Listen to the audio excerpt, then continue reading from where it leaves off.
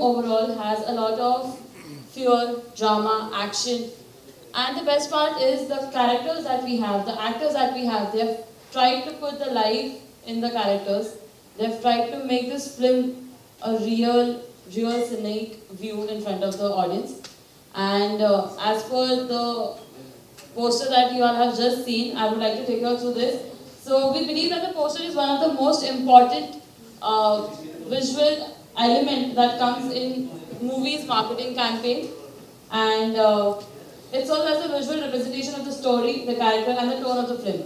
It's the first thing that audience sees and is the last thing that stays with them. That's the impact a poster has. So thank you so much for joining us today for the poster reveal.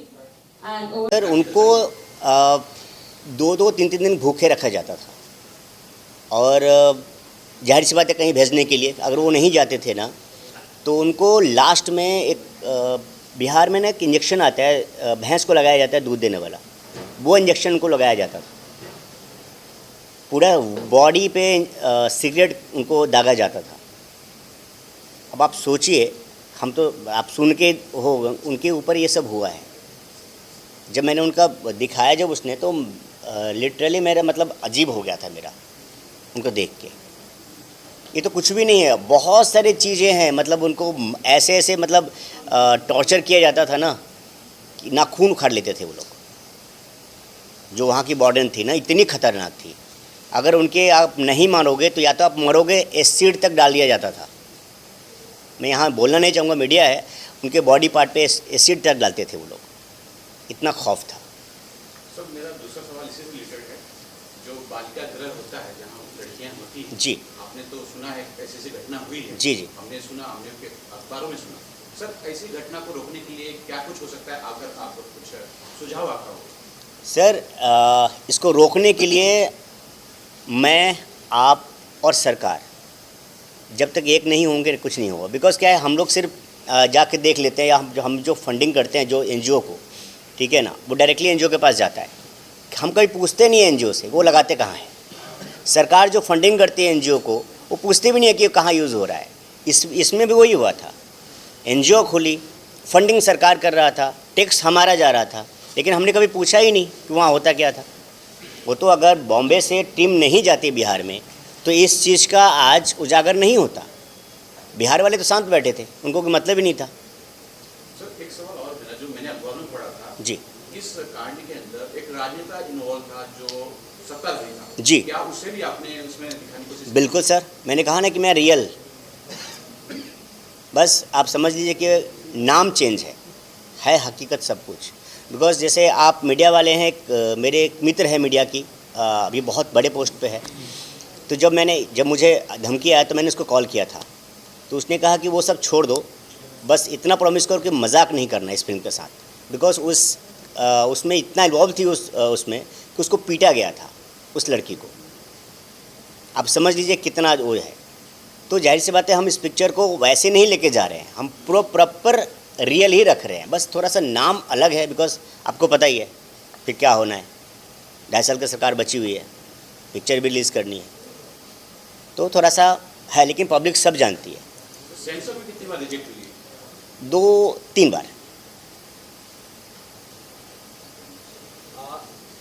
नाम को लेकर मेरे को सवाल sir मैं एक चीज़ कहना चाहूँगा सर, क्योंकि हमारे ये सबसे इम्पोर्टेंट जो आज के पिक्चर में है वो है हमारे सर। अगर ये नहीं होते तो बाकी पिक्चर कंप्लीट नहीं हो पाती। सीधे बता रहा हूँ, क्योंकि इनका जो विज़न था ना, क्योंकि मैं तो बस इनके साथ बैठता था नरेशन के लिए, सब कुछ के लिए। तो ये ऐसे हैं कि मुझे समझाते थे कि नरेशन ऐसे होता है। ये वो गार्जियन है मेरे। तो प्लीज़ मैं इतना कहना चाहूँगा कि जो कुछ थोड़ा बहुत है ज़्यादा ये बताएंगे, क्योंकि विजुअली ये ज़्यादा जानते हैं। बिल्कुल। नज़ीर खान साहब, आप लोग कैमरे के पीछे थे, आपने सबसे नज़दीक से इन चीज़ों को देखा जब शूट कर रहे थे आप लोग। कोई किस्सा बताना चाहते हैं शूट से रिलेटेड, या जो बड़ा भावुक पल रहा हो आपके लिए, यादगार रहा हो इस फिल्म से, नफीसा से जुड़ा हुआ? सर बेसिकली ये तो क्राइम थ्रिलर है, और क्राइम थ्रिलर जब डीओपी के पास आती है तो वो अपने हिसाब से कई चीज़ें एग्जैजरेट करके शूट करता है। इस स्टोरी को इन्होंने हॉर्सेस के माउथ से सुना है, तो एकदम जेन्युइन जो होना चाहिए मैंने वैसे ही शूट किया। I have not exaggerated any portion, even in lighting, even in taking, we have maintained that.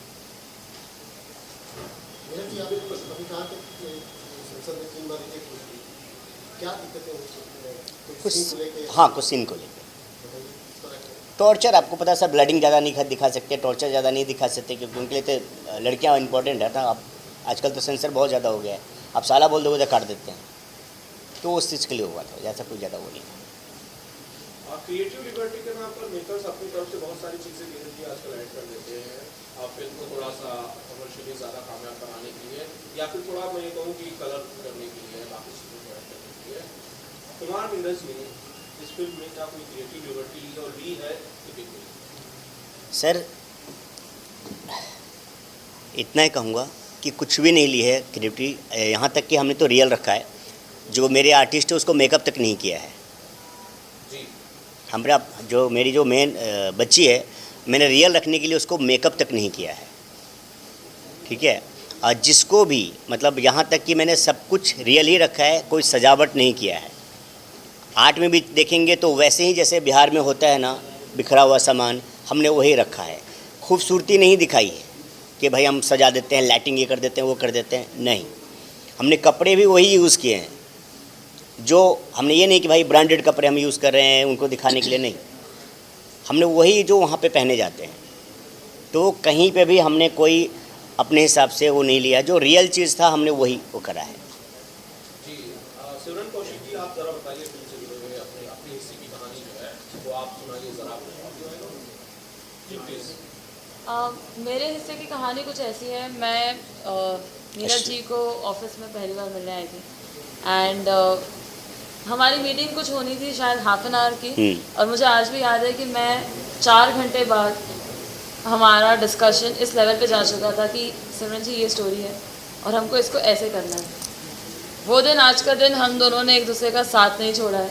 हम रोज़ बैठते हैं, कभी कुछ नया थॉट आ गया, कभी कुछ ये सोच लिया कि यार इसको थोड़ा और बेटर कैसे कर सकते हैं। Being a female my self, वो चीज़ों को और बेटर करने में या उसकी रियलिटी को और बाहर लाने में जो मेहनत मेरे साथ या मेरे से ज़्यादा नीरज जी ने की, वो शायद मैं नहीं कर पाऊँगी।